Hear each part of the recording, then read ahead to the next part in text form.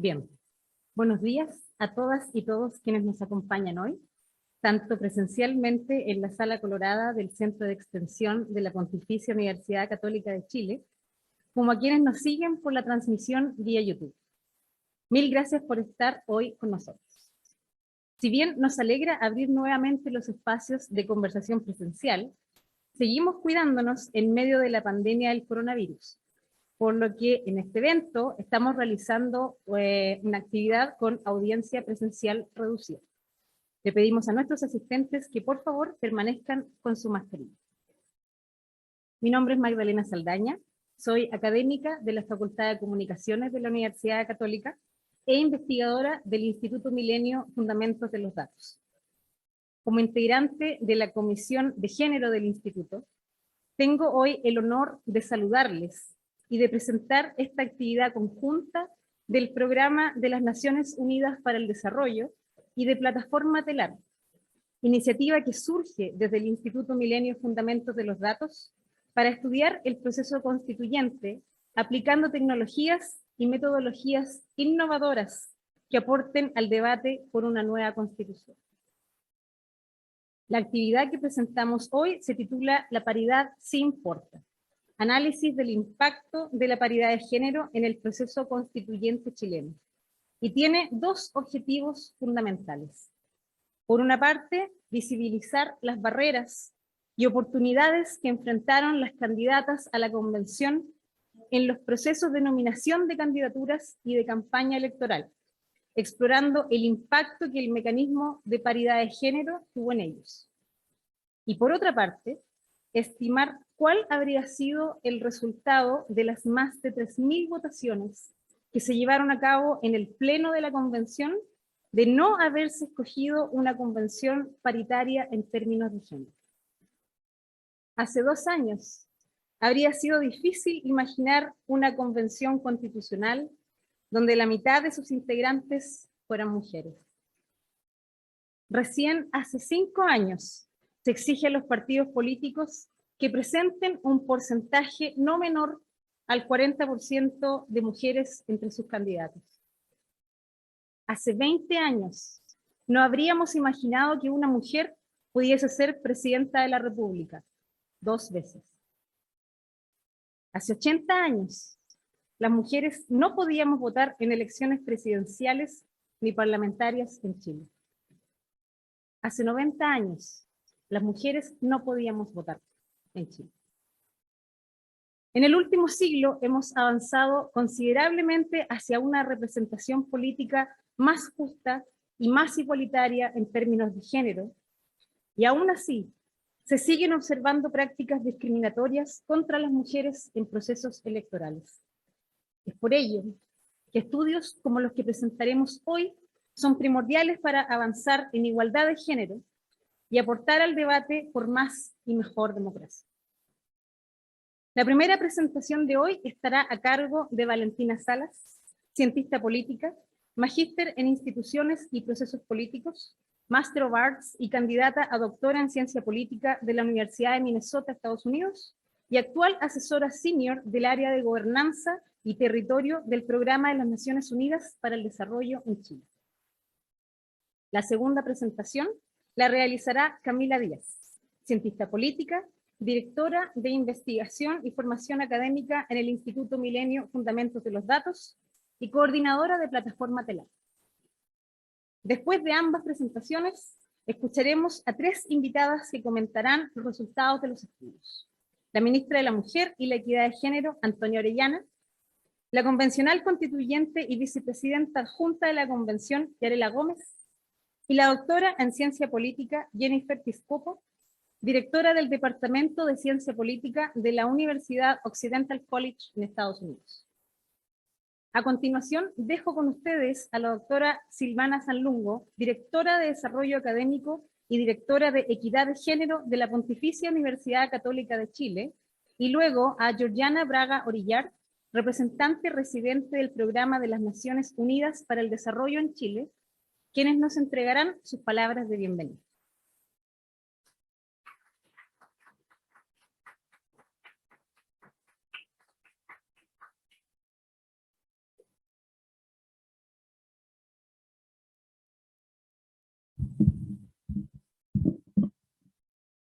Muy buenos días. Saludo especialmente a las autoridades que hoy nos acompañan, a la ministra de la Mujer y Equidad de Género, Antonia Orellana Guarelo, a la académica UC y coordinadora de la Comisión de Género del Instituto Milenio de Fundamentos de Datos, Magdalena Saldaña, a la representante, presidente del Programa Naciones Unidas para el Desarrollo, PNUD, Georgiana Braga, a las investigadoras Camila Díaz del Instituto y Valentina Salas del PNUD, quienes presentarán los resultados de los dos estudios sobre el impacto de la paridad de género en el proceso constituyente chileno, y a quienes participarán en el panel moderado por Magdalena Saldaña junto con la ministra, Mirela Gómez, y a Jennifer Piscopo.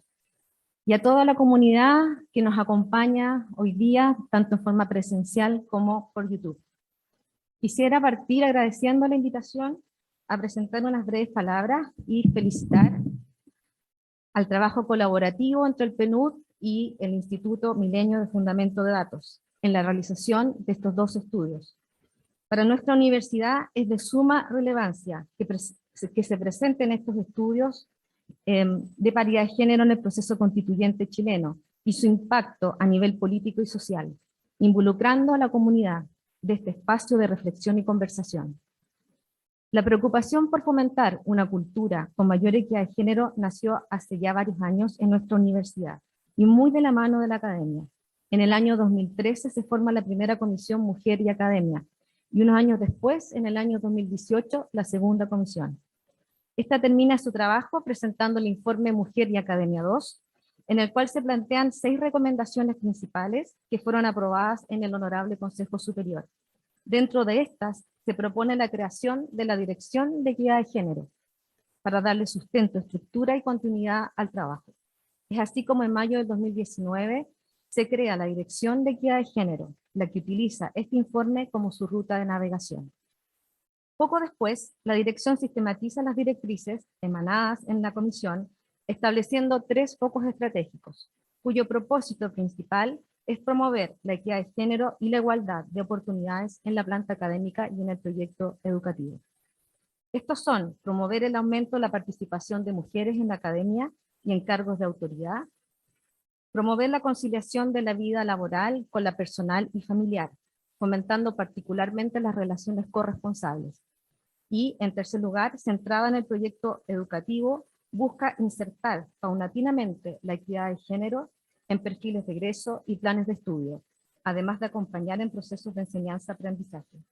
Paralelamente, la universidad cuenta con reglamentos y protocolos para la prevención y el acompañamiento a víctimas de violencia sexual desde hace ya varios años.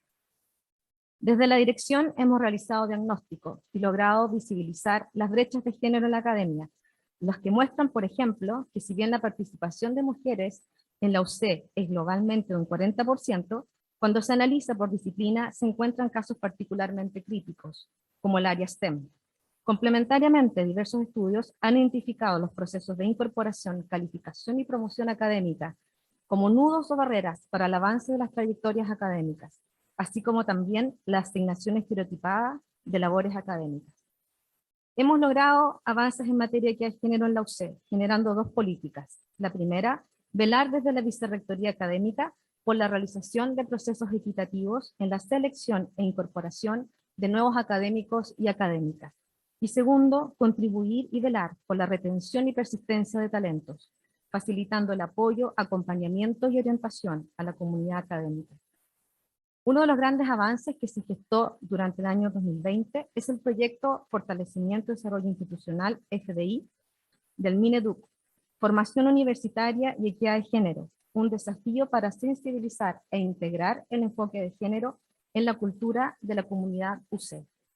El objetivo del proyecto es fortalecer una cultura de equidad de género en la comunidad a través del diseño e implementación de programas formativos con enfoque de género dirigidos a todos los actores de la comunidad, vale decir, docentes, académicos, académicas, estudiantes, autoridades y planta funcionarios.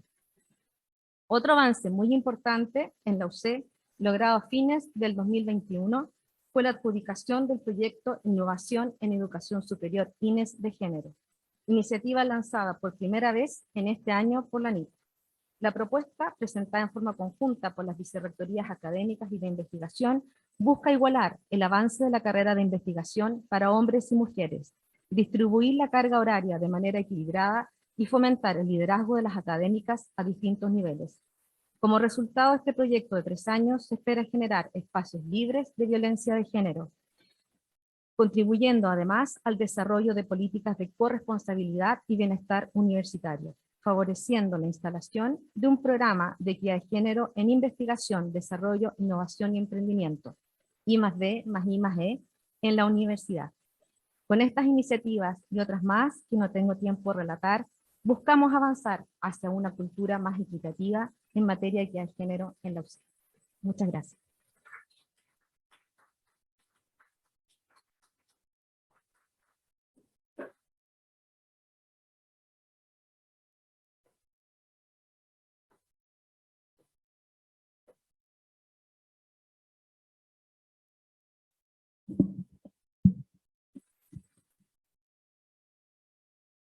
Buenos días. Buenos días a todas y a todos. Un gran gusto estar aquí esta mañana. Vuestro problema.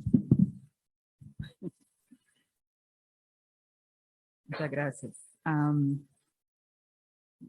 Encantada de estar aquí esta mañana, ministra.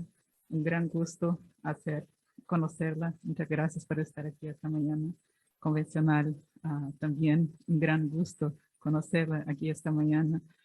Silvana, muchas gracias por recibirnos aquí en este espacio también, y en nombre de PNUD agradecemos toda la colaboración, y también a Jennifer Piscopo, directora del Departamento de Ciencia Política. Aquí muchas gracias por todo el apoyo que hemos recibido.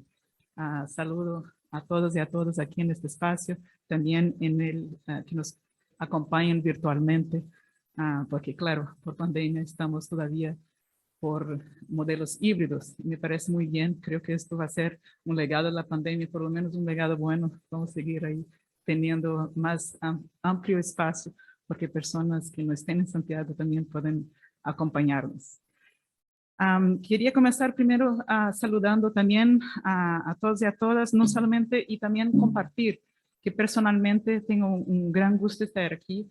Acabo de llegar al país, llegué el lunes, presenté mis cartas credenciales ayer, entonces este es el primer evento que estoy participando, entonces es de verdad un gran honor y también muy entusiasmada de que sea un evento sobre mujeres y sobre un tema tan importante que es la participación efectiva de las mujeres en procesos democráticos y el impacto de esta participación.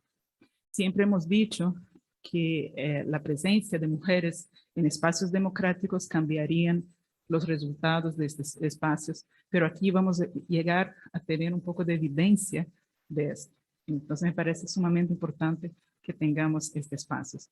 Para el PNUD es muy grato poder presentar los resultados de estos 2 estudios que a través de diversas metodologías exploran el impacto que la paridad de género ha tenido en distintas etapas del proceso constituyente y que alimentan la reflexión respecto de cómo se puede seguir avanzando hacia una igualdad de género sustantiva en el país y hacia más y mejor democracia.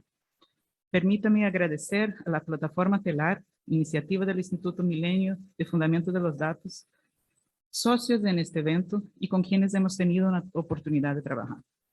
Me gustaría de comenzar señalando también que el objetivo por detrás del trabajo que se presenta es contribuir al logro de la igualdad de género y al empoderamiento de las mujeres, que es parte central de la Agenda 2030 de Desarrollo Sostenible de las Naciones Unidas, y una tarea en que la oficina de PNUD aquí en Chile ha venido trabajando fuertemente desde más de una década. Este camino hacia la igualdad de género hemos advertido algunos puntos y hemos advertido principalmente sobre la baja representación de las mujeres como un déficit de la democracia del país. Y también hemos dicho o indicado que cubrir esta brecha acelera el camino hacia el desarrollo humano, sin dejar a nadie atrás.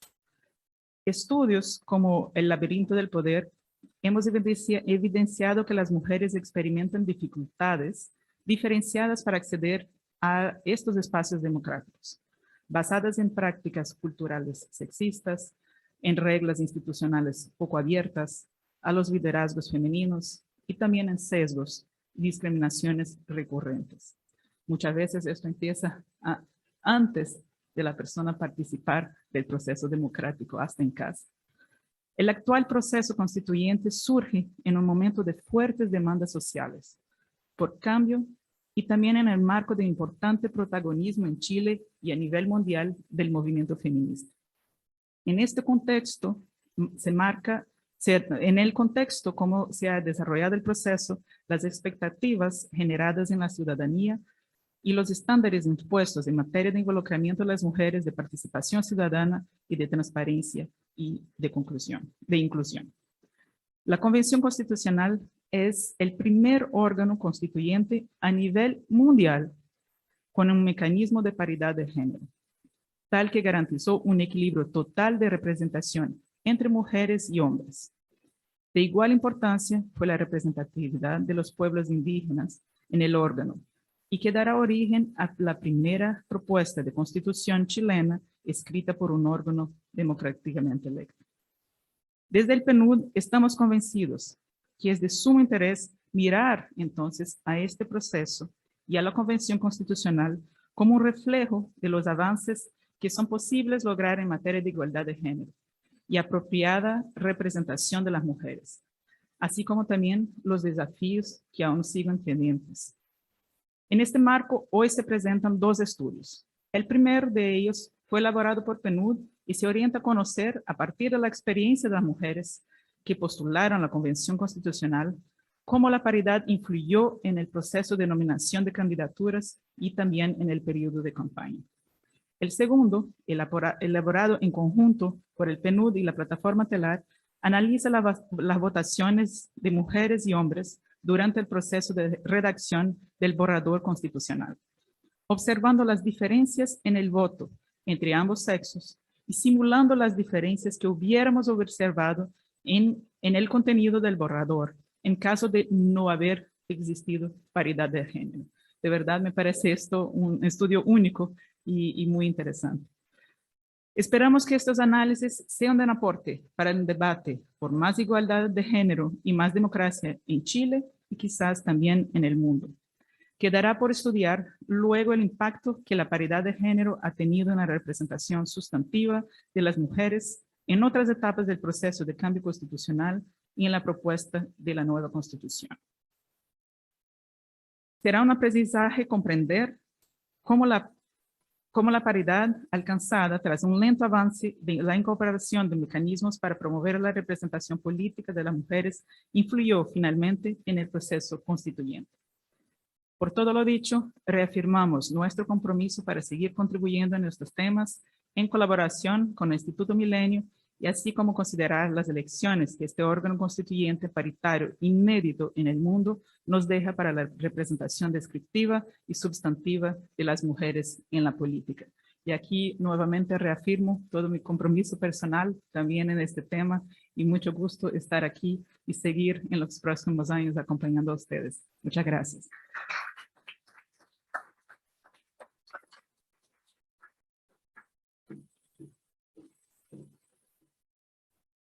Muchas gracias, Silvana, por tu intervención y Georgiana, gracias y bienvenida a Chile también. Pasamos entonces a la primera presentación a cargo de Valentina Salas del Programa de las Naciones Unidas para el Desarrollo en Chile.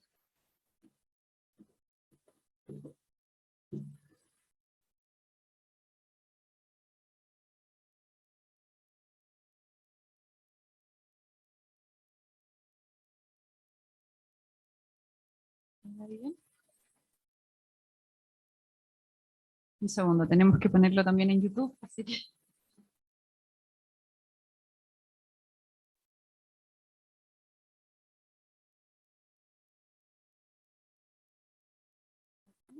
Perfecto. Muy buenas tardes ya a todas y a todos. Un gusto poder estar aquí presentando estos estudios tan relevantes para nuestra oficina. Quiero unirme a los saludos a la ministra Antonia Orellana, a la convencional Yarela Gómez, a la académica Jennifer Piscopo, que nos está acompañando por el Zoom. También estamos haciendo de todas formas este evento híbrido, y a Georgiana y a Silvana también por sus palabras inaugurales, y a Magdalena por moderar este evento. El estudio que presento el día de hoy, El camino de las mujeres hacia la Convención Constitucional, paridad de género y representación descriptiva en la elección de convencionales constituyentes. Voy a mover esto de aquí para que ahí se ve completo, ¿no es cierto? Perfecto. Se enmarca, como señalaba nuestra representante residente, en un trabajo de larga data del PNUD en aportar con evidencia al debate sobre las reformas necesarias para avanzar en la igualdad de género. Como nos contaba nuestra representante, por más de 10, 15 años hemos venido señalando en diversos estudios que uno de los principales desafíos de la democracia chilena es mejorar la representación política en general y de las mujeres en particular. Hasta el 2017, que fue la primera elección en que se implementaron las cuotas de género para órganos legislativos que establecían que ninguno de los sexos podía superar el 60% en las candidaturas, Chile se mantenía por debajo de los promedios regionales y mundiales en presencia de mujeres en órganos legislativos. Una vez implementadas las cuotas de género, vemos aquí en este gráfico un avance sustantivo en la presencia de mujeres en el Poder Legislativo, sobre todo en la Cámara de Diputadas y Diputados, que en la última elección del año pasado se llegó a un 35%. Si bien estos avances son muy importantes, las mujeres seguimos estando subrepresentadas en los órganos de toma de decisiones políticas y representativos como son el Poder Legislativo. En este marco, ¿no?, de déficit democrático en que se encontraba la democracia chilena, y luego del acuerdo político que abre el camino al proceso constituyente en curso, en marzo del 2020 se aprueban en el Congreso una serie de disposiciones electorales especiales para la elección de convencionales constituyentes, como me imagino todos aquí presentes lo sabemos, ¿no? Junto con los escaños reservados para pueblos indígenas, las cuotas en candidaturas para personas con discapacidad, pero también las mayores facilidades a que los independientes pudieran competir, se incorpora el principio de paridad de género, gracias al trabajo y la demanda por un órgano constituyente paritario de organizaciones de mujeres y feministas que por mucho tiempo venían demandando un órgano constituyente paritario. El principio de paridad implementado en el proceso constituyente buscaba no solo la igualdad en la oferta de candidaturas, en la nominación de candidaturas de manera equitativa y tomando las lecciones aprendidas de la implementación de las cuotas, junto con incorporar también una regulación al orden de precedencia en la papeleta, ¿no?, en que las mujeres y los hombres iban de manera alternada para mejorar la visibilización de las candidaturas de mujeres, pero también asegurar la igualdad en el resultado, tal como lo señalaba Magdalena y tal como lo señalaba nuestra representante también. Se genera un mecanismo para que se pueda corregir también el resultado y el órgano constituyente quede incorporado por un total equilibrio de género en su composición. Así, la Convención Constitucional es la institución política más representativa de la sociedad chilena en la historia política hasta el momento. Y además, tal como ya lo mencionaron las otras presentadoras, es el primer órgano constituyente totalmente paritario a nivel mundial. En este contexto único, como oficina nos planteamos el desafío y el objetivo de realizar este estudio, que analizara el impacto de la paridad de género en el proceso electoral de convencionales constituyentes, enfocándonos en dos etapas clave, que la experiencia comparada y la evidencia en Chile muestra que se presentan una serie de obstáculos para que las mujeres puedan llegar a los órganos de representación. Por un lado, la nominación de candidaturas, es decir, este proceso a través del cual se seleccionan a quienes van a participar en los procesos electorales, y el periodo de campaña electoral mismo, para así poder explorar las lecciones que este órgano constituyente paritario inédito en el mundo nos deja para la representación política de las mujeres, no solo en Chile, sino que también a nivel mundial. ¿Cómo llevamos a cabo este estudio? Lo hicimos con datos cualitativos y datos cuantitativos. En primer lugar, hicimos entrevistas en profundidad a 22 candidatas entre marzo y mayo del 2021 en medio de la campaña electoral, buscando variación entre variables sociodemográficas, pero también políticas de las candidatas. Aprovecho de agradecer profundamente a todas las candidatas que en medio de sus ocupadas agendas de campaña nos dieron un tiempo para poder ser parte de este estudio. Sin esas entrevistas, este estudio no sería posible, así que les agradezco profundamente. Y también construimos una base de datos propia del PNUD con datos sociodemográficos y de financiamiento electoral de todas las candidatas. Les voy a presentar ahora los principales resultados del estudio, que por temas de tiempo me voy a enfocar solo en alguno de ellos, pero los dejo invitados desde ya para que en la tarde puedan descargar el informe que vamos a presentar el día de hoy en nuestra página www.estudiospenud.cl. En primer lugar, y a modo de caracterización, es importante señalar que para los 138 escaños generales a la Convención Constitucional, descontando los escaños reservados para pueblos indígenas, se presentaron 1.278 candidaturas, de las cuales el 50,9% eran candidaturas de mujeres cumpliendo, ¿no?, con lo que establecía la disposición electoral de paridad de género de entrada en el proceso constituyente. Esto, sin lugar a dudas, representa un avance de lo que vimos en la elección de la Cámara de Diputadas y Diputados del 2017, en el cual, cumpliendo con la cuota de género, el porcentaje de candidaturas de mujeres fue de un 41,4%, siendo esto ya un avance de la incorporación de la paridad. Pero los avances en estos datos, en estos números, no solo se da a nivel de lo que exigía estrictamente la ley de la nominación de candidaturas. Si desglosamos un poco los datos por partidos políticos, vemos que primero el 59% de las candidaturas de mujeres fueron por medio de partidos políticos y el 41% independiente. El principio de paridad de género en la nominación de candidaturas, tomando las lecciones de las cuotas, establecía que también tenía que hacerse a nivel de distrito y no solamente a nivel de lista, pero no necesariamente a niveles de partido. Y lo que vemos aquí en los datos es que la gran mayoría de los partidos presentó más candidaturas de mujeres que candidaturas de hombres, que es lo que nos muestra la barra de color morado más claro, y la barra de color morado más oscuro nos muestra, por otro lado, que además, si comparamos a los 18 partidos que presentaron candidaturas para la Convención Constitucional, pero también para la Cámara de Diputadas y Diputados del 2017, 16 de estos 18 partidos aumentaron significativamente el porcentaje de mujeres que presentaron como candidatas a la convención. Estos datos tienen eco, un correlato con la parte más cualitativa de nuestro estudio. Como les comentábamos, hicimos entrevistas en profundidad para poder ver cómo las candidatas describían este proceso, cómo en sus propias palabras la etapa de nominación de candidaturas y de campaña se llevó a cabo. Y las candidatas, en su gran mayoría, señalaban por un lado que la paridad de género ayudó a eliminar una serie de barreras que históricamente han dificultado el acceso de las mujeres a poder participar en estos procesos eleccionarios. En particular, la paridad de género abrió el camino a que más mujeres pudieran ser nominadas en igual número que los hombres, obligando y generando incentivos institucionales para que los partidos políticos seleccionaran a candidatas altamente competitivas y en todos los distritos. En sus propias palabras, esto genera un cambio fundamental con las dinámicas de nominación que ocurrían con las cuotas de género en los procesos electorales para el Congreso, en el cual para cumplir la cuota se solía nominar a mujeres en distritos en que no tenían muchas posibilidades de ganar, o bien no eran muy competitivas y se las relegaba al final de la papeleta, ¿no?, como en palabras de las propias candidatas, para llenar el cupo o para cumplir con la cuota, que no es lo que vemos en lo que sucedió en este contexto. La paridad de género también actuó como una motivación fundamental para algunas candidatas para competir en esta elección de convencionales constituyentes, sobre todo de candidatas que competían por primera vez en un proceso eleccionario.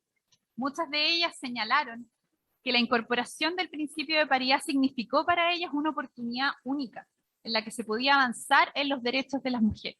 Pero para que eso se llevara a cabo, señalaban muchas de las candidatas, las mujeres que llegaran a la convención tenían que estar comprometidas con la agenda de igualdad de género, y eso las hizo a ellas motivarse y sentir que tenían que ser las que pudieran competir y llegar a la convención constitucional, como lo muestra la cita ahí en la diapositiva.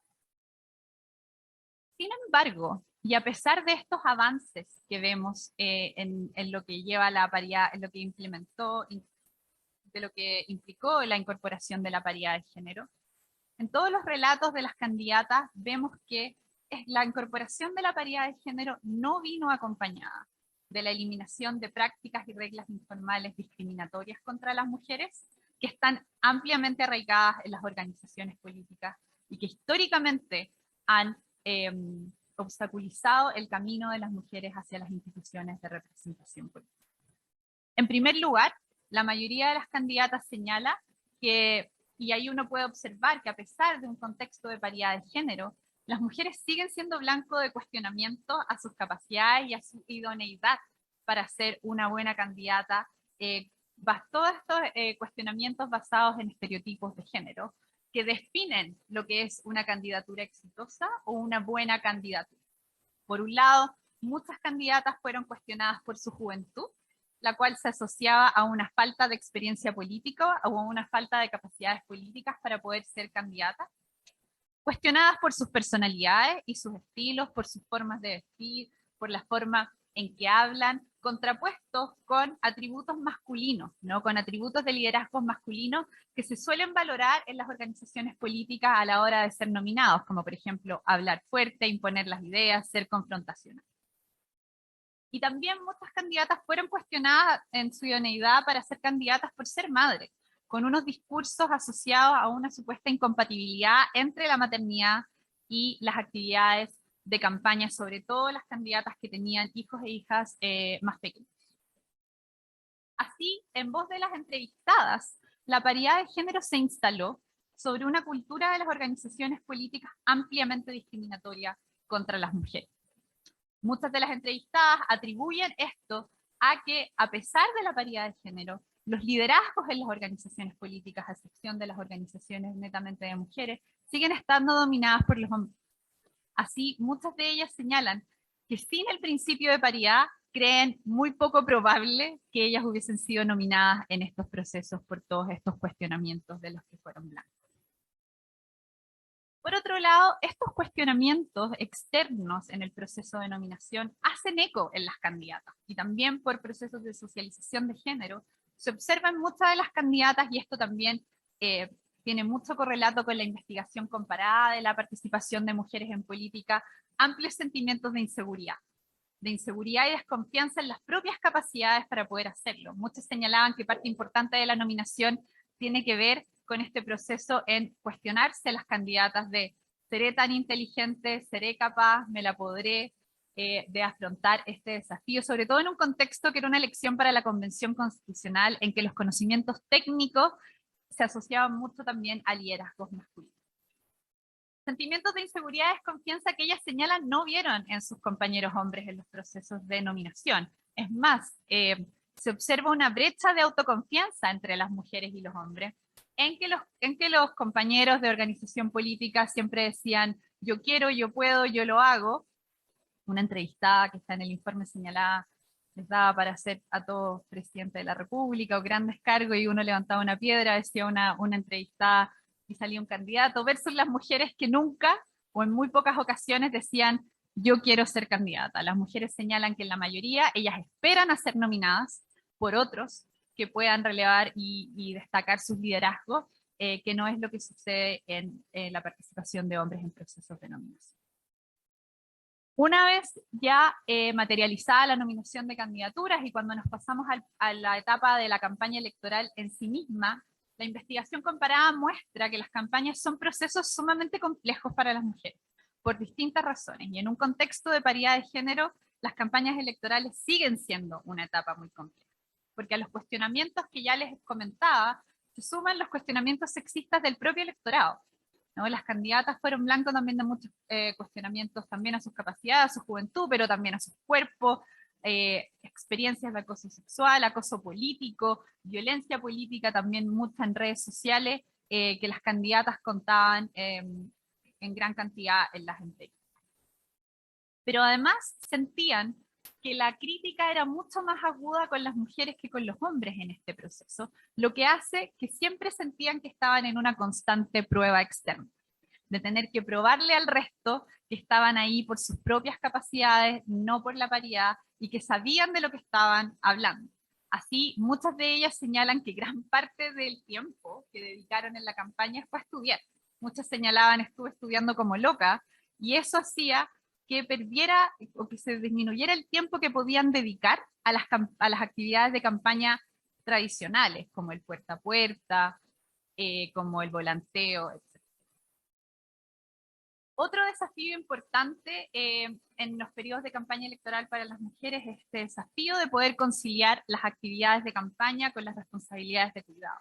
Muchas de las actividades que ocurren en los periodos de campaña ocurren en horarios muy tarde o también los fines de semana, que muchas de las entrevistadas señalaban que cuando fueron nominadas como candidatas fue uno de los desafíos que más les costó y que tenían muchos temores de los costos personales y familiares que esto podía traer, y que además muchas tuvieron que conversar con sus parejas para poder establecer acuerdos de corresponsabilidad. Sin embargo, en el periodo de la campaña, estos temores se vuelven realidad y generan sentimientos de culpa en las candidatas por estar dejando de lado a sus familias y también por cuestionamientos externos que se los hacen notar, ¿no? De que podrían estar con sus hijos en vez de estar en el periodo de campaña.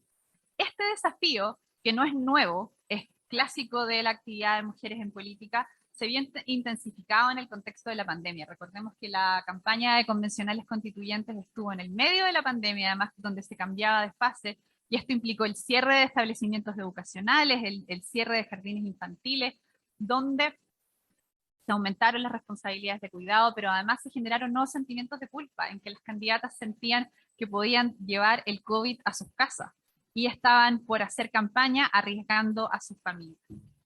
Con esto termino. Otro punto fundamental de las campañas es lo que tiene que ver con el financiamiento electoral. La doctora Jennifer Piscopo, que nos está escuchando en el Zoom, ha estudiado esto largamente, de cómo las mujeres reciben menos recursos que los hombres para las campañas. Y aquí en este gráfico vemos que si bien en esta elección, comparada con la de la Cámara de Diputados del 2017, la brecha entre hombres y mujeres en el financiamiento se disminuyó, esa brecha sigue existiendo. Y además, las mujeres dependen en general de distintos tipos de recursos que los hombres. Acá vemos que los hombres en general reciben mucho más aportes de personas naturales y aportes propios, versus las mujeres, candidatas de partidos en este caso, que dependen mucho más de los aportes de los partidos y en muy poco porcentaje de los aportes propios que se pueden dar.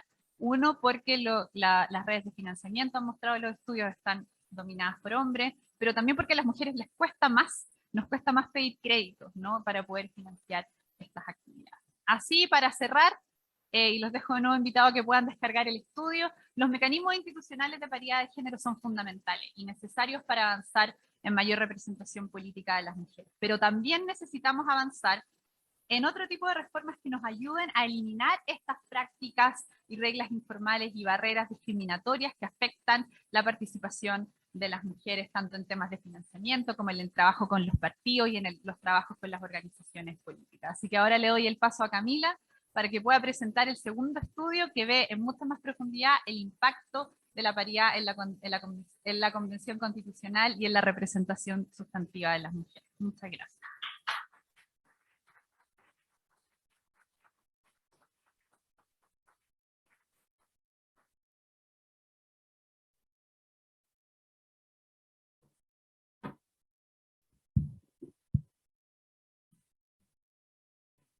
Hola, buenos días a todas y todos.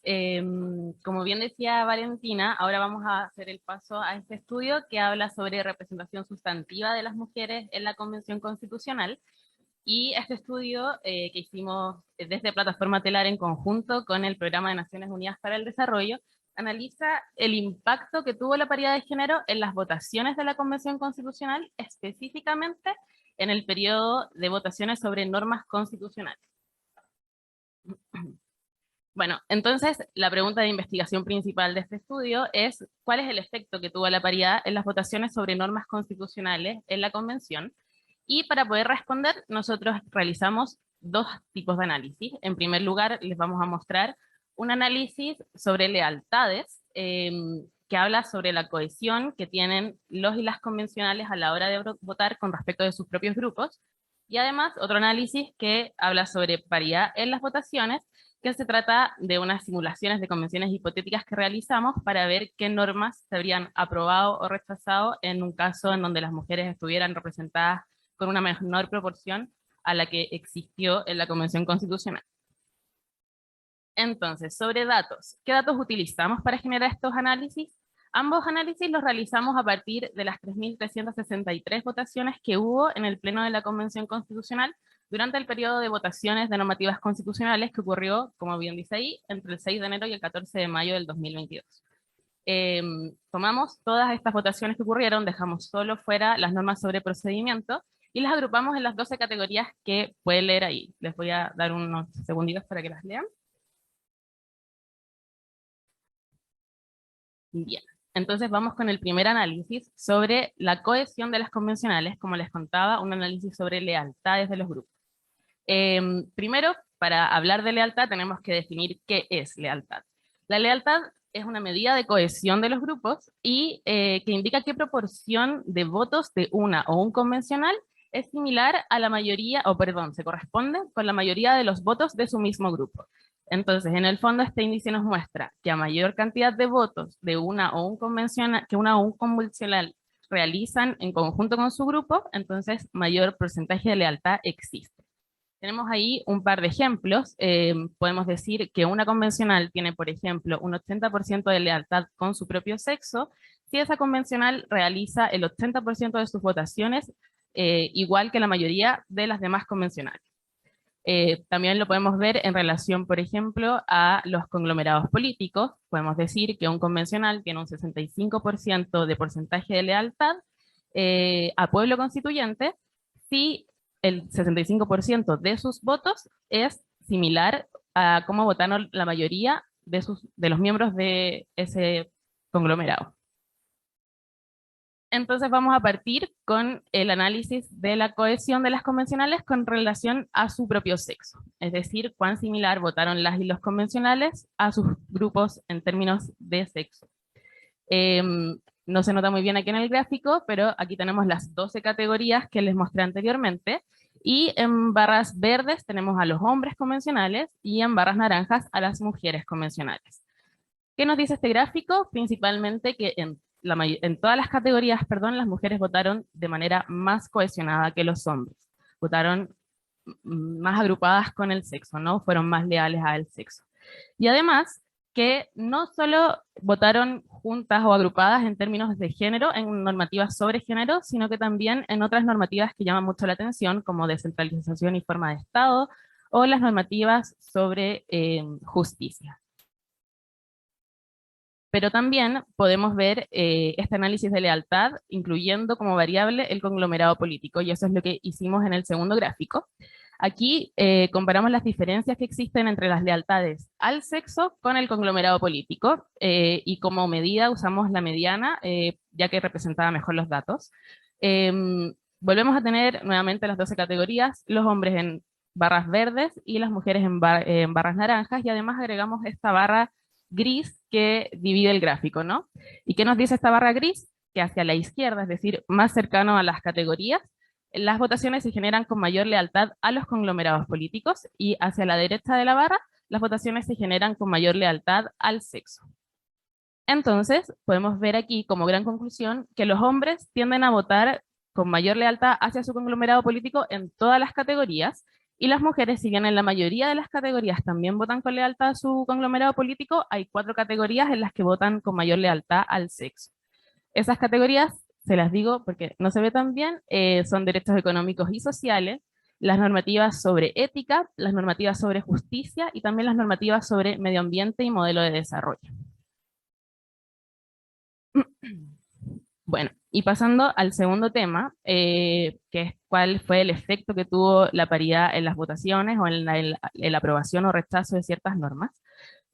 Nos preguntamos aquí qué hubiera pasado si la convención hubiese tenido menos mujeres. Esto para poder comparar con un escenario hipotético, ¿no? Entonces, nos tomamos de 2 escenarios hipotéticos, como partiendo de la composición de las cámaras, tanto la actual como la del periodo legislativo anterior. Entonces nos preguntamos qué pasaría si la representación de las mujeres hubiese sido de un 35%, como la actual Cámara de Diputadas y Diputados, y qué ocurriría si la representación de las mujeres fuera aún menor, con un 23%, como la Cámara de Diputadas y Diputados del periodo legislativo anterior, que ocurrió entre 2018 y 2022. Vamos a partir con el análisis del escenario en donde las mujeres hubiesen tenido un 35% de representación. Y les voy a explicar muy brevemente la metodología que ocupamos aquí. Para comparar con este escenario de un 35% de mujeres representadas, lo que generamos fue un análisis de las 3.363 votaciones que ocurrieron en el Pleno de la Convención Constitucional, y analizamos cada voto contando las votaciones de los hombres, de los 77 hombres, y generamos una proporción de las mujeres. En este caso, contamos 42 mujeres de las 77 para que nos diera la proporción de representación de un 35%. Como hay millones de combinaciones posibles entre estas 42 mujeres, lo que hicimos fue generar unas simulaciones estadísticas, y para cada votación ocurrida, es decir, para las 3.363 votaciones, simulamos 20.000 escenarios posibles. ¿Cuándo decimos que una norma se aprueba o se rechaza en esta convención hipotética? Cuando en el 75% o más de los escenarios la norma se aprueba o se rechaza. Entonces, en este gráfico lo que podemos ver es la comparación de las normas que fueron aprobadas o rechazadas en la Convención Constitucional conformada con paridad, y lo que hubiese pasado en los escenarios hipotéticos que creamos a través de estas simulaciones. Las barras verdes ahí son las normativas que fueron aprobadas en la Convención Constitucional con paridad y que muy probablemente se hubiesen rechazado si no hubiese existido paridad o si las mujeres hubiesen estado representadas en un 35% en la Convención. Y en las barras naranjas vemos las normativas que fueron aprobadas en la Convención Constitucional, perdón, rechazadas en la Convención Constitucional y que probablemente se hubiesen aprobado en una cámara, o sea, perdón, en una convención con un 35% de representación de mujeres. En total son 28 normativas aprobadas que hubiesen cambiado, es decir, que se hubiesen rechazado, y 3 normativas rechazadas que se habrían aprobado con paridad.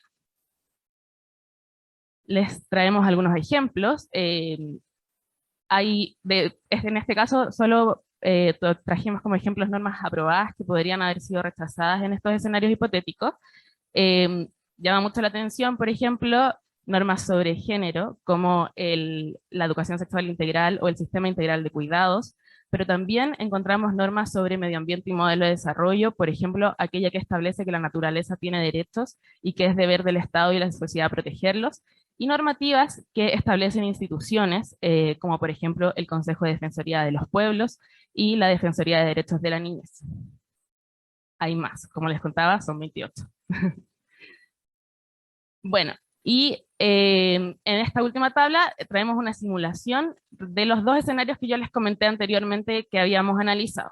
En la primera columna vemos el escenario hipotético, el porcentaje de votos que fueron aprobados y que hubiesen sido rechazados en una convención constitucional compuesta por un 23% de mujeres, como la Cámara de Diputadas y Diputados del periodo legislativo anterior. Aquí podemos ver, se los leo nuevamente porque se nota poquito, que en participación popular, por ejemplo, 23% de las votaciones que fueron aprobadas es muy probable que se hubiesen rechazado en ese escenario. En términos de género, por ejemplo, en las normativas de género, un 21% de las normas que fueron aprobadas probablemente se hubiesen rechazado, con una representación de un 21% de mujeres. Y en la siguiente, bueno, hacia abajo, pueden también descargar nuestro estudio para que puedan leer esta tabla de mejor manera. Pero voy a pasar a la segunda columna, que es la columna en donde el escenario hipotético hubiese estado compuesto por un 35% de mujeres, como la actual Cámara de Diputadas y Diputados, y ahí en participación popular las normas que fueron aprobadas y que se hubiesen rechazado en ese escenario son un 4,5%, y en términos de género, por ejemplo, un 9,5% de las normas aprobadas muy probablemente se hubiesen rechazado. Como conclusiones de nuestro estudio, a través del análisis de lealtades podemos ver primero que la paridad de género importa para transformar el contenido de las decisiones políticas. El hecho de que las mujeres en general tengan mayor lealtad al sexo que los hombres a su propio sexo genera un cambio en los espacios de poder, ¿no? Y en cómo el poder, como en las dinámicas mediante las cuales ese poder se ejerce. Y la otra conclusión importante de nuestro estudio es que la representación de mujeres en la Convención Constitucional permitió incorporar temas que habían estado ausentes del debate o menos presentes del debate público, o también temas donde no habían habido reformas constitucionales sustantivas. Eso, por ejemplo, son las normas de participación popular o las normas sobre medio ambiente y modelo de desarrollo, además, por supuesto, de las temáticas de género que no habían sido incluidas fuertemente con anterioridad. Y bueno, para finalizar, me gustaría decir que este estudio lo que nos trae son muchas preguntas, ¿no? Hay muchas investigaciones que pueden realizarse a partir de estos datos y que como Instituto Milenio Fundamentos de los Datos, nosotros estamos con muchas ganas de seguir investigando en conjunto con PNUD, esperamos, para que así podamos dar más cuenta de cómo es que las mujeres estemos representadas en los espacios de decisión política. Eso, muchas gracias.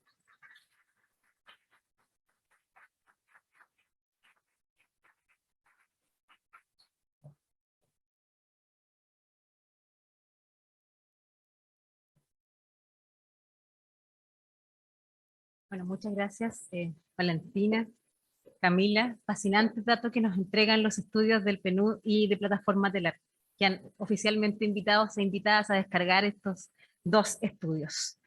A continuación, partimos con el panel de invitadas que comentarán los resultados de ambos estudios. Invito a pasar a la ministra de la Mujer y la Equidad de Género, Antonia Orellana, a nuestra testera, y también a Yarela Gómez, convencional constituyente y vicepresidenta adjunta de la convención.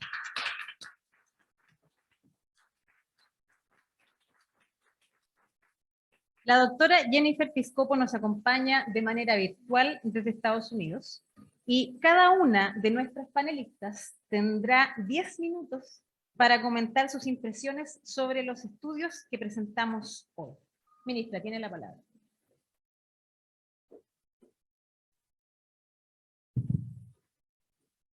Voy a intentarlo porque siempre me pasa.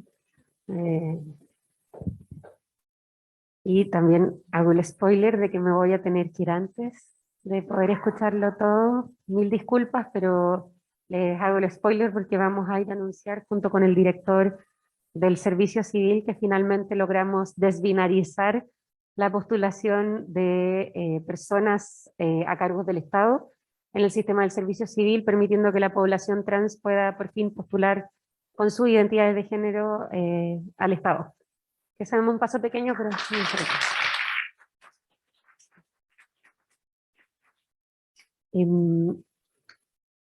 Es muy poco lo que puedo decir sin romper el instructivo de presidencia de la Contraloría General de la República respecto al texto constituyente. Voy a intentar hablar de cómo fue el proceso de lograr esto. Es decir, primero como que fui coordinadora del proyecto de ley para la paridad en la Convención Constitucional del Frente Amplio, luego como candidata en la Convención Constitucional, evidentemente no gané, y también como entrevistada. Yo sé que eso no se hace en los estudios, pero de hecho creo que vi una respuesta mía, les voy a dejar la incógnita de cuál era. Y primero, bueno, quería partir agradeciendo al PNUD, al Instituto Milenio Fundamentos de los Datos por el estudio. Están muy interesantes los resultados. También quiero agradecer a mi colega ministra de Justicia, Marcela Ríos, que en su anterior cargo en el PNUD también impulsó la realización de este estudio y estuvimos compuchando los resultados. Bueno, primero quería decir, hay precisiones que hacer respecto al proceso desde mi parte que yo creo que son importantes. Primero, se habla mucho de que el haber conseguido la paridad fue una demanda de las organizaciones de mujeres y feministas, sí, y también de las militantes de partidos políticos. Al menos en nuestro proceso de tramitación legislativa de lo que significó la ley de paridad en la Convención Constitucional, no tuvimos apoyo de muchas organizaciones sociales feministas, excepto las organizaciones de la sociedad civil más especializadas, ¿cierto? Que tenían ya varias décadas. ¿Cierto? Pero desde el campo social feminista, que es un campo complejo y diverso, no tuvimos mucho apoyo. Recuerdo a RACH, a la red de actrices, y específicamente algunas de las organizaciones más grandes explícitamente nos dijeron, no es nuestra paridad, nosotras no concurrimos al acuerdo del 15 de noviembre y no las vamos a ayudar a defender esto. Esto me parece importante decirlo porque lo que nosotras hicimos fue una apuesta estratégica.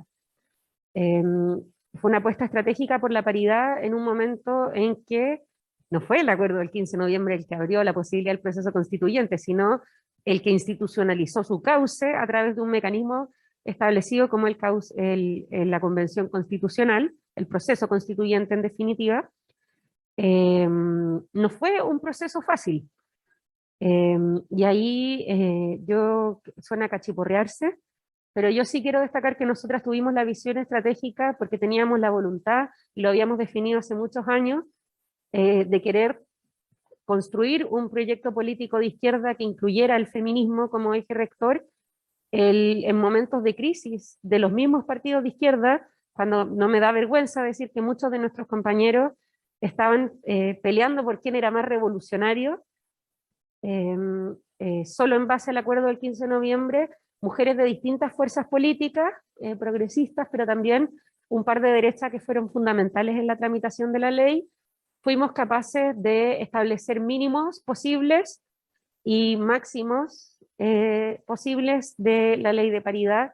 Logramos ingresar el proyecto de ley, logramos aprobarlo y además logramos acelerar lo máximo posible su tramitación, porque nosotras sabíamos que en la medida que se aprobara la paridad había otros mecanismos de apertura del proceso constituyente, como los escaños reservados, que iban a tener menos consenso por tener menos representantes en el sistema político que la misma paridad. Nosotras siempre dijimos que era muy importante cerrar el ciclo legislativo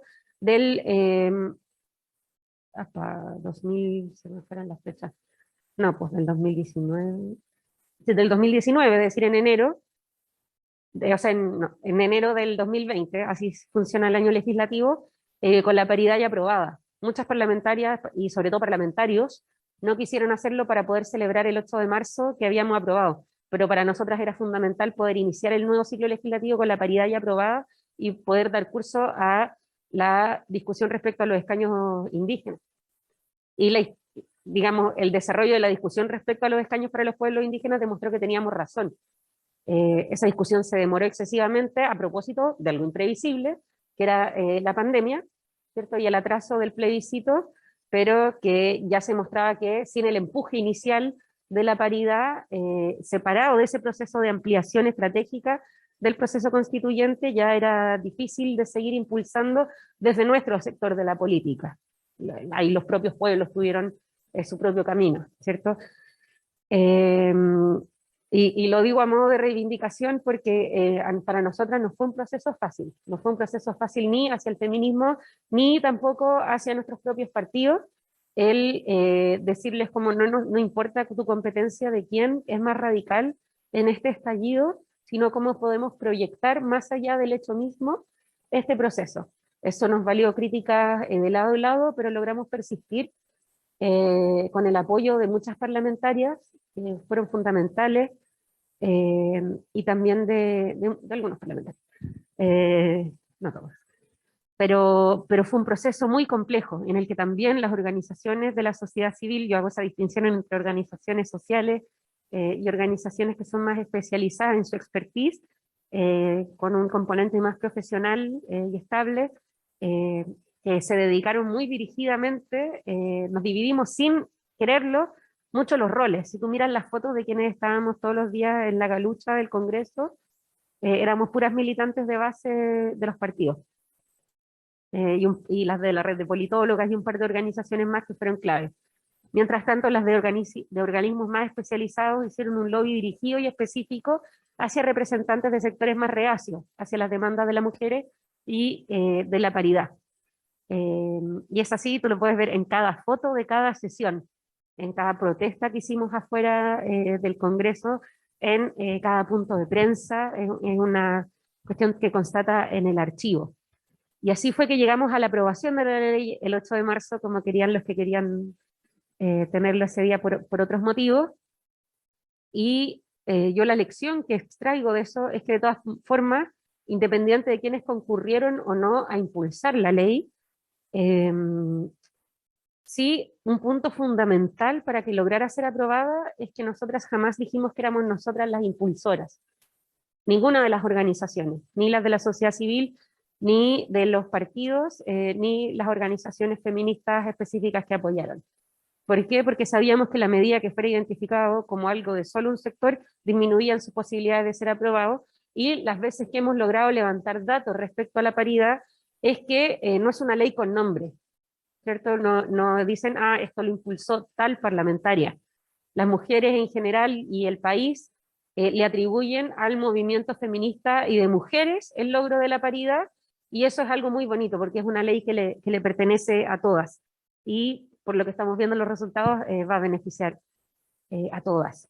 Eso en primer lugar. Segundo, que ese proceso exento de conflictos, o sea, no fue exento de conflictos tampoco en su etapa de implementación institucional.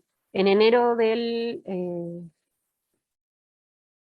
2021, claro, ya una vez realizado el plebiscito, iniciaba la pre-campaña y la inscripción de listas para la Convención Constitucional. Tuvimos que movilizarnos ante los CERVEL de todo el país, ahí ya con más amplitud de organización, porque ya muchas más organizaciones de mujeres y feministas se habían sumado al cauce institucional, pero debimos defender la cebra.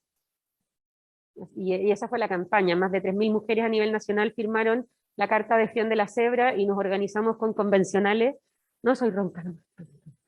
Nos organizamos con convencionales de todo el país para ir a protestar en los CERVEL locales. ¿Por qué?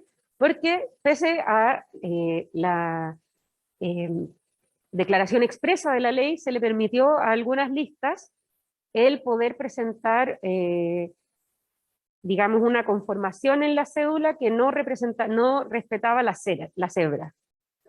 Y eso se permitió, y eso ocasionó que nosotras habíamos identificado un mínimo posible según las preferencias de voto cuando proyectamos el impacto de la ley, que era un mínimo posible un 45% de composición paritaria y un máximo de 55% por los distritos impares, ¿cierto? Que elegían un número impar. Eso provocó que el impacto de la ley fuera mucho más cercano al 45% que al 55%. Además de que las mujeres arrasaron. Y tuvimos que defenderlo, y en ese momento explícitamente el Consejo del CERVEL, en una votación que aún no ha sido transparentada, decidió eximir a ciertas listas de la responsabilidad de cumplir la ley, el mandato de posicionamiento de las candidatas y la cebra y composición paritaria. Y eso demuestra, al igual que con la ley de cuotas, porque eso fue algo que también pasó con la ley de cuotas, que una cosa es aprobar un mecanismo de participación de las mujeres en forma sustantiva, y otra es la aplicación de su reglamento, los organismos que están encargados de aplicarlo, que no son organismos paritarios, por cierto, pero tampoco técnicos. El Consejo del CERVEL es designado también, y por lo tanto eso fue un punto ciego que tuvimos y que no logramos revertir. Y en tercer lugar, algo que nos permitió la misma campaña del apruebo, identificar, porque ya en ese momento estábamos mirando a quiénes iban a ser candidatas, porque eran muchas candidaturas por ciento. Y como bien decían los resultados del estudio, no siempre se autoidentificaban como liderazgos dentro de sus fuerzas sociales o políticas. Ahí nació como iniciativa de Abre Caminos, que es el espacio de promoción de la participación política de mi partido, que es Convergencia Social. Presentamos ante el servicio electoral una solicitud de que se pudieran rendir los gastos de cuidados como gastos electorales. Y eso lo logramos para las elecciones de abril. Y eso para nosotras fue muy importante en términos de participación sustantiva, porque habíamos quienes teníamos las redes familiares y la posibilidad de poder recurrir a ellas para poder hacer campaña, pero también eso permitió que mujeres cuidadoras de personas en situación de dependencia pudieran participar, no solo una vez electas como candidatas, como es el caso de Mariela Cerey de Yo Cuido, que es la primera cuidadora permanente de personas con dependencia que llega a un espacio de toma de decisión, sino también muchas como candidatas también de Yo Cuido, tanto para concejalía como para otros cargos, y poder instalar la temática del cuidado como un punto central de redistribución de la riqueza y el bienestar, no solo como un tema de género. Y yo a modo de cierre, porque creo que ya me estoy pasando una vez más, ¿no? O sea, quería destacar esos puntos porque creo que fueron puntos de quiebre, ¿cierto? El momento en que decidimos ampliar lo que había sido el cauce institucional, eso tuvo una cosa muy clara en el Congreso, pero también afuera. También nos distribuimos estratégicamente con muchas compañeras en todos los cabildos de unidad social para instalar que el órgano constituyente tenía que ser paritario en los resultados de los cabildos. Y también hicimos unos propios cabildos de puras mujeres para sumarle al resultado. Luego el proceso, ¿cierto?, de discusión misma de la ley y cómo se evidencia que había una diferencia en la concepción estratégica de la paridad como un camino que abre otros caminos versus como el poder dejar una cuestión muy acotada a las mujeres. Y en tercer lugar, la disputa institucional, interinstitucional, que significó el poder intentar aplicar esta regla en su máximo potencial, que yo creo que habríamos tenido aún más artículos aprobados exclusivamente por efecto de la paridad si lo hubiéramos logrado a su máximo potencial. Y yo creo que dos cosas que no previmos en nuestra inexperiencia respecto a lo que implica la paridad. Ahí voy a dejarlo el micrófono a la Yarela porque seguramente lo va a poder decir mucho más que yo. Primero, los tiempos. El tiempo que se le dio a la Convención Constitucional para discutir es un tiempo absolutamente incompatible con cualquier perspectiva de cuidados en la participación política. Las sesiones que terminaron en sesiones de semana corrida provocaron un descalabro en la vida de muchas constituyentes. Algunos constituyentes también. Eso en primer lugar. En segundo lugar, el castigo a la representación paritaria.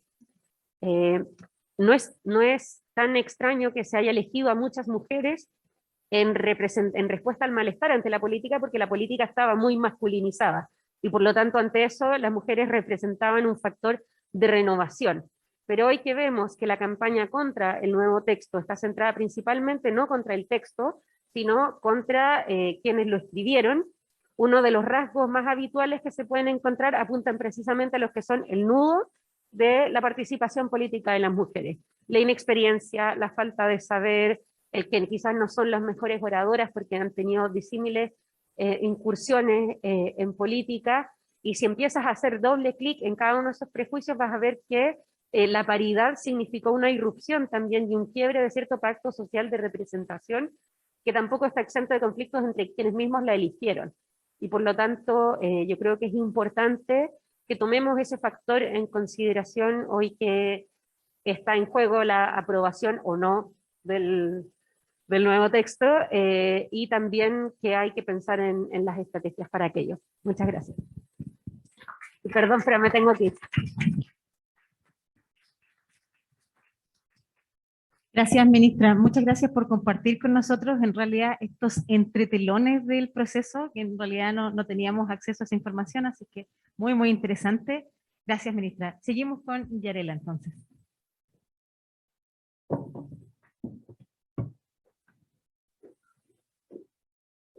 Ahí. Ahora sí. La verdad es que la ministra Orellana hizo un recorrido que había olvidado. Había olvidado todo lo previo al proceso constituyente. Son elementos que, claro, nos tienen, podríamos decir, un poquito por fuera. El proceso constituyente ha sido extremadamente complejo. Bien lo enunciaba la ministra respecto de los efectos que tuvo socialmente. La evaluación que existe del texto no es propiamente del texto, es de las personas. Y ahí hicieron un juego bastante perverso respecto de eso. Y justamente yo creo que está dado por la paridad. Hoy el texto constitucional habla de que vamos a hacer una democracia paritaria, que se ordena al Estado a que todos sus organismos, también a las organizaciones políticas, se constituyan con al menos un 50% de mujeres. Y menciono esto porque eso jamás hubiese sido posible de no tener una convención paritaria. La paridad, lo decíamos en campaña también, era extremadamente necesario, pero nada nos garantizaba que los contenidos constitucionales fuesen contenidos que para nosotros denominamos feministas. Entonces hubo que realizar un trabajo de ordenarse, mirarse, saber quiénes éramos, y creamos la colectiva feminista dentro de la convención. Entonces, bajo esa mirada, hicimos un análisis de todas las comisiones, cuáles eran los contenidos que tenían que estar para los mecanismos para poder establecer mecanismos de distribución de poder y de acceso. Entonces, ahí, por eso es que hay normas en sistema político, hay normas en medio ambiente, en derechos, en forma de Estado. Entonces fue un trabajo pensado, consensuado, que vino también a poner en jaque a la otra mitad de la convención. En el fondo fuimos, como se dice en el sur, yo soy de Aysén, le fuimos apurando el tranco, le fuimos cerrando caminos también, y fuimos diciendo, mira, esto es crucial, y es probable que no logren entender todo, o particularmente habían algunas resistencias que nos costaba muchísimo llegar a los 103 votos, pero entiendo que no entiendas. Sin embargo, si este es el proceso colectivo justamente más democrático que ha existido en la historia, donde nos están exigiendo un quórum supramayoritario para poder aprobar, ¿por qué vas a ser tú quien impida que ese cambio se dé? Entonces, bajo esa lógica, se generaron estrategias para aprobar normas, primero para construirla. Llegar al consenso de una norma es algo extremadamente difícil, más si esa norma tiene que ver con género, porque todos nuestros matices, bueno, ahí estaban representados. Tuvimos apoyo, solicitamos mucho apoyo también de organizaciones, de expertas, estuvimos ahí tratando de consensuar, pero después venía la parte más difícil, que eso se apruebe. Para que eso se apruebe, tuvimos que desplegarnos y lo exitoso que tuvo ese proceso fue que éramos transversales. Habían mujeres de todos los colectivos, exceptuando las mujeres de derecha, ellas no se sumaron. Estaban convocadas también, pero no tenemos el mismo proyecto de sociedad y eso está representado también en el texto. Entonces, bajo esa lógica, el haber generado una organización transversal permitía que todas instalásemos los temas en nuestros colectivos. Y esa discusión comprometía también apoyos, comprometía los votos. Fue particularmente difícil la aprobación de normas de derechos sexuales y reproductivos. Fue muy complejo. Tuvimos que estar hasta el último momento llamando uno a uno. ¿Qué vas a votar? ¿Qué vas a votar? ¿Tienes dudas? Te las aclaro. Como fue muy, muy, muy complejo. No es extraño tampoco. Pero sin embargo, la paridad sí importa. O sea, la paridad determinó el contenido del texto constitucional. No es extraño que justamente se haya construido una forma jurídica de Estado desde un Estado regional, desde abajo hacia arriba, que visibiliza, desde las juntas vecinales, por ejemplo, visibiliza organizaciones donde principalmente existen liderazgos de mujeres. Los liderazgos de mujeres están dados desde los centros de madres, podríamos denominar, las juntas vecinales, pero nos cuesta mucho llegar a los espacios nacionales. Pero sin embargo, con la construcción de forma de Estado, democratizas, descentralizas y es desde abajo hacia arriba. Es una construcción que disputa el poder en términos locales, colectivos, y por eso las mujeres fuertemente lideramos el proceso de la construcción de ese Estado. No es extraño que tengamos un texto que podríamos decir tiene un eje transversal, no solo de género, sino que también ecológico. O sea, que el Estado sea un Estado ecológico, que ese sea su carácter, que la educación diga que vamos a pensar, vamos a crear conciencia ambiental, así como también dice que la educación va a tener un carácter no sexista, es por la alianza que se realizaron entre mujeres, porque justamente la sostenibilidad de la vida está dada también por entender que somos interdependientes, y esos temas los instalamos nosotras. Yo siempre lo planteo, existe un sesgo comunicacional tremendo, y esto ha sido siempre, pero particularmente respecto de la convención, de los liderazgos femeninos. La convención tiene un texto constitucional por los liderazgos femeninos, por las capacidades políticas de las mujeres que lideramos distintos colectivos para poder destrabar conflictos. Porque si los dejábamos discutiendo, podían estar todo el día ahí discutiendo, y no había tiempo. Entonces ese de acercar posiciones, de intermediar, de buscar maneras de encontrar el consenso pensando en el proyecto que se estaba construyendo, siempre se dio por las mujeres. O sea, cada vez que existía una negociación política colectiva, las mujeres lo lideraron. Y hacia afuera no. Hacia afuera hay hombres, puros nombres de varones que sí tuvieron un rol importante, pero no trascendental. No fue el rol decidor ahí.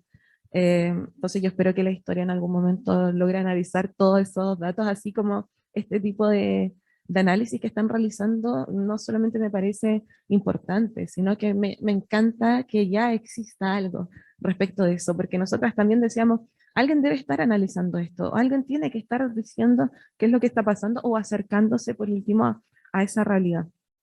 Y efectivamente no me extraña, y yo le decía a la ministra, cuando mostraron estos 28 puntos, pero solo mostraste 3, esas normas fueron extremadamente complejas. Y yo recuerdo haber tenido que ir uno a uno a buscar votos. Entonces, claro, efectivamente hubo una disputa interesante, interesante dentro de la convención, y sabemos que hay muchas cosas que no hubiesen pasado si no hubiésemos estado ahí. Hay muchas normas que se aprobaron con 103, con Excel en mano, contando los 103 votos. Eh, entonces, no, yo creo que no solamente es interesante lo que han realizado en el análisis, lo de las entrevistas, las perspectivas, yo también estuve en esa entrevista, sí, porque eso sigue pasando, o sea, como el proceso previo de campaña, de sentir eso, también sucedió dentro de la convención, el tener que estar todo el tiempo validando tu posición o llegar acompañada de alguien que diga, mira, yo creo en ella, es alguien suele ser varón, academia en el fondo. Es complejo y fue muy complejo, sin embargo, rápidamente eso se superó dentro del proceso y se superó rápidamente porque la mitad éramos mujeres.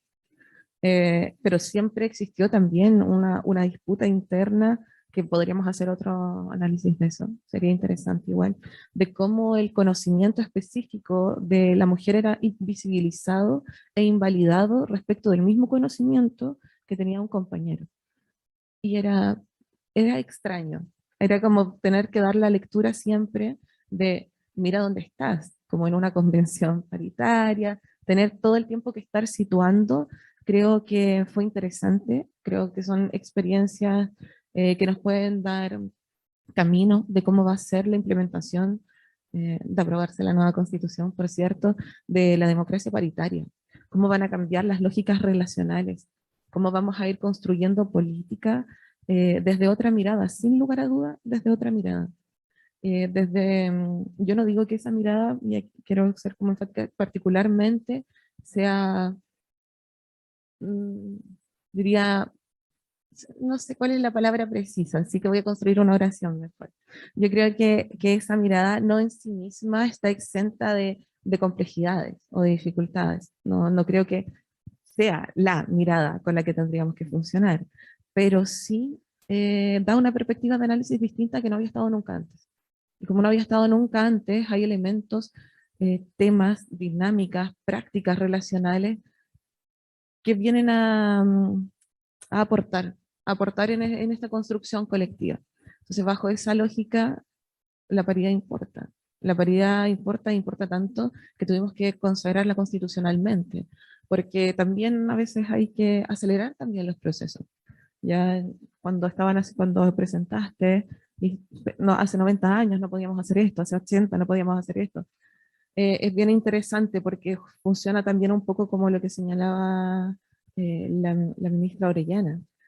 Hubo que impulsar el cambio, hubo que hacer la ley, hubo que poner el tema y disputarlo.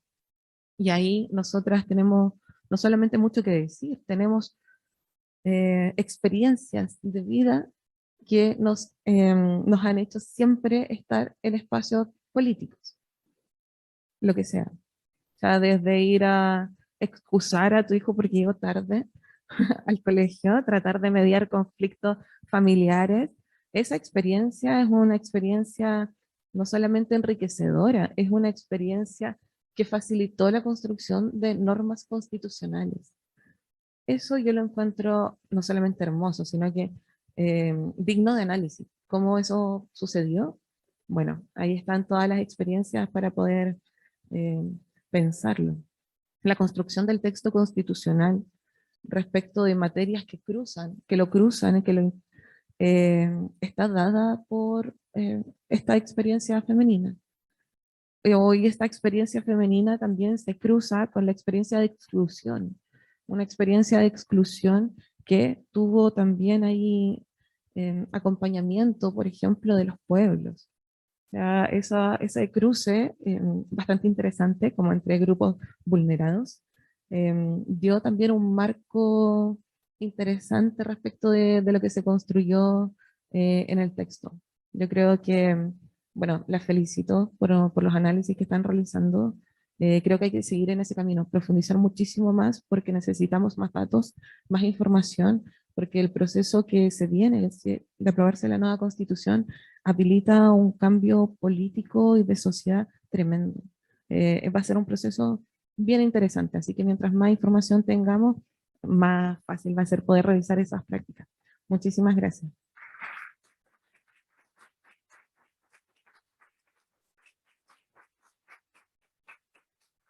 Gracias, Yarela. Muy emocionante lo que nos comentas en realidad de lo que pasó tras bambalinas, ¿cierto? Lo que está pasando, emocionante, ratos exasperante pareciera ser, o yo me sentí un poco exasperada con la narración, pero muchas gracias. Vamos a cerrar entonces con la intervención de la doctora Jennifer Piscopo, que nos está acompañando de manera virtual. Jennifer, hola. Bueno, ¿me escuchan todos y todas? Sí, súper bien. Ah, perfecto. Bueno, entonces, muchas gracias a PNUD y a Plataforma Telar por la invitación. Estoy solamente tratando de asegurar que yo también veo Zoom. Disculpas. Ok. Es un honor grande compartir la mesa con ustedes hoy, aunque virtualmente. Les mando saludos desde Finlandia, donde estoy en este momento, y agradezco a la ministra y la convencional por sus palabras. Es un honor también escuchar a la historia tan importante que relataron la ministra y la convencional sobre el camino hacia la paridad en la convención y el trabajo de las mujeres dentro de la convención. Estamos acá hoy porque una red importante de mujeres políticas, activistas y feministas peleaban por sus derechos políticos en todo el proceso constitucional que ha vivido Chile. Estos dos informes de PNUD confirman que Chile se convierte en un líder del mundo respecto a la paridad de género, tanto en la composición del constituyente y en el contenido del borrador de la Constitución. El borrador contiene avances significativos en términos de los derechos de las mujeres y las personas trans y no binarias, avances significativos en la adopción de un derecho constitucional al cuidado y un sistema nacional del cuidado. Estos avances establecen nuevos marcos normativos y nuevas puntos de referencia para todo el mundo, porque independientemente del resultado del plebiscito el 4 de septiembre, el proceso constitucional de Chile demuestra dos cosas, en mi opinión. Uno, no es posible tener un proyecto político para escribir leyes fundamentales, sea constituciones o otros documentos claves como acuerdos de paz, sin la participación equitativa de la mujer. Y dos, la participación en condiciones de paridad es importante entre sí, es decir, por razones de justicia, pero también es importante para los resultados, porque cuando hay justicia en el proceso, hay justicia también en los resultados. El borrador de la nueva Constitución elabora un mundo más justo para todos los chilenos y chilenas en términos de derechos sociales, políticos y civiles, y es porque estaba la paridad. También, si aprobara el borrador, saltaría Chile va a saltar México en tener la Constitución más avanzada en términos de la paridad. Aunque la reforma constitucional de México en 2019 instaló la paridad en todo, es decir, la paridad en el legislativo, el ejecutivo, el poder judicial, en todos los niveles, la concepción de paridad en el borrador de la nueva Constitución chilena es más profunda, refiriendo a las mujeres por sexo o por género y caracterizando la paridad como un suelo, no como un techo. Esto es súper importante como un nuevo marco normativo, no solamente en Chile, pero en el mundo. Y es esta perspectiva comparada que quiero elevar respecto a los dos informes de PNUD.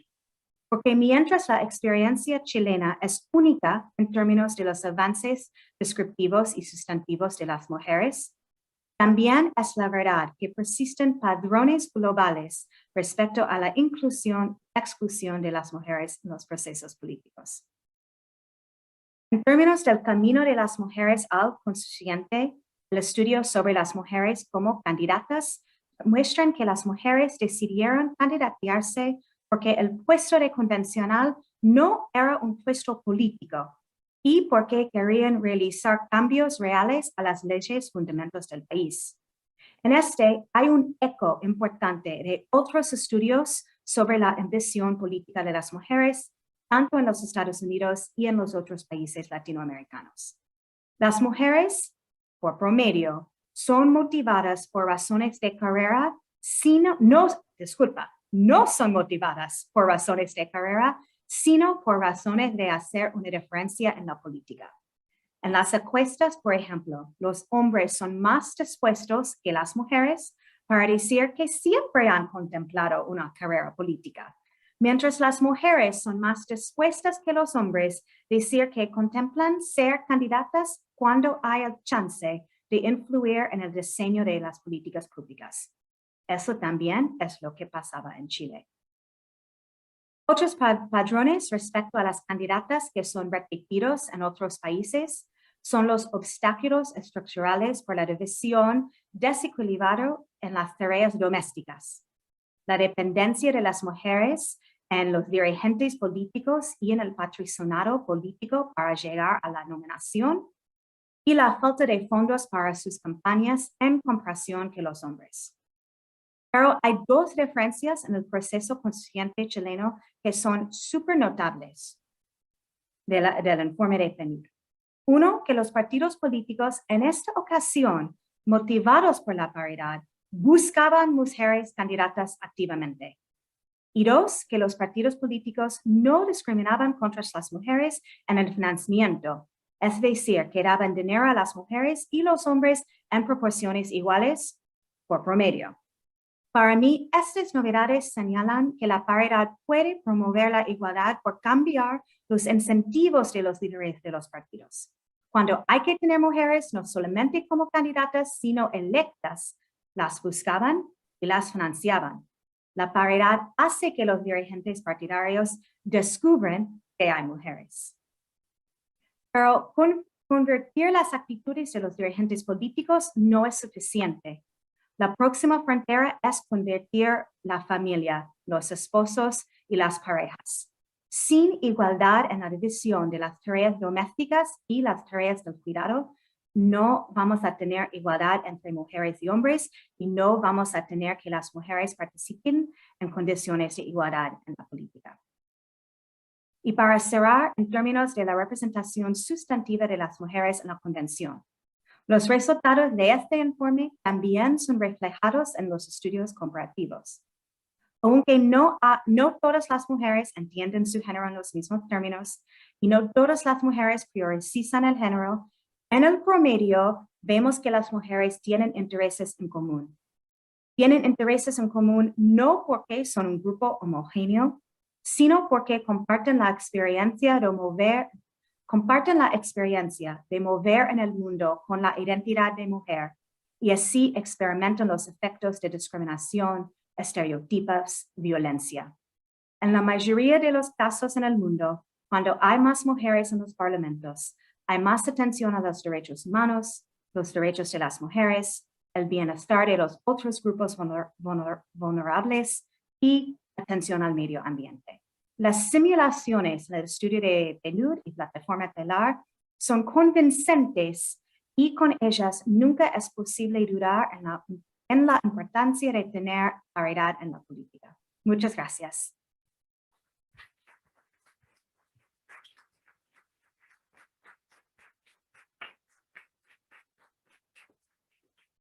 Gracias, Jennifer. Muchas gracias por tu tiempo, por tu intervención, por tu acertada descripción de lo que significa la participación femenina en la política.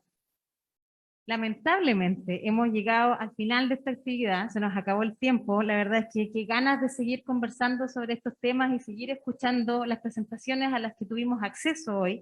Ha sido una jornada muy ilustrativa y agradecemos al Programa de las Naciones Unidas para el Desarrollo y a Plataforma Telar del Instituto Milenio Fundamentos de los Datos, a nuestras invitadas, la ministra Antonia Orellana, a la convencional constituyente Yarela Gómez, a la doctora Jennifer Piscopo, que estuvo con nosotros durante todo el evento. Agradecemos también a nuestras presentadoras Valentina Salas y Camila Díaz, y por supuesto a Silvana Sanlungo y Georgiana Braga Orillar. Muchas gracias a todas y todos ustedes por su presencia hoy y que tengan una excelente tarde.